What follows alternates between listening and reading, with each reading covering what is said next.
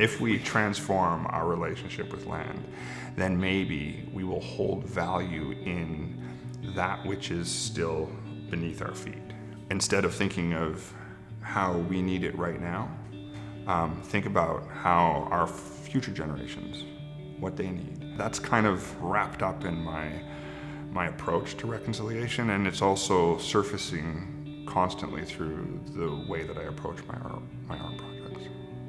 The word that we have in Kwakwak'awakw that's closely related to all my relations is awitnakyola.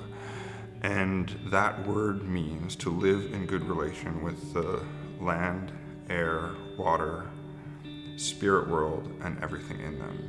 And so I thought, well, I want to make a design that integrates and speaks to all my relations being the entire cycle of life, not just humans, not just animals, but land, air, water, spirit world. I picked different animals for each of those elements. I picked an orca for the water, a wolf for the land,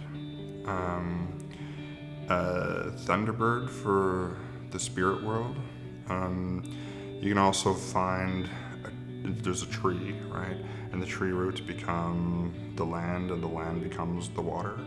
And then the tree branches come around and turn into the moon, and the moon breathes the air in. So there's this sort of cyclical way that the images flow together, and the animals are you can see them through the screen, but they kind of make up what would be, if the tree, water, and moon are the frame, they're sort of the image in the middle. The way that the panels are constructed is that the ones that are on the outside and the ones that are on the inside actually make one complete image, but we'll never be able to quite line them up the way that they're supposed to be, or the way that they were originally envisioned because of the distance between them. But when you look at it from the right angle, you can see where they connect.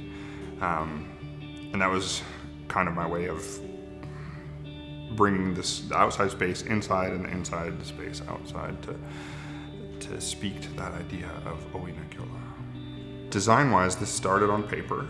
I took the scaled down measurements of the space and sat with a pencil and a piece of paper and started to sketch. That's kind of how I generally start. And then once I had that sort of flow that I was talking about, I started to input them into a vector program on the computer.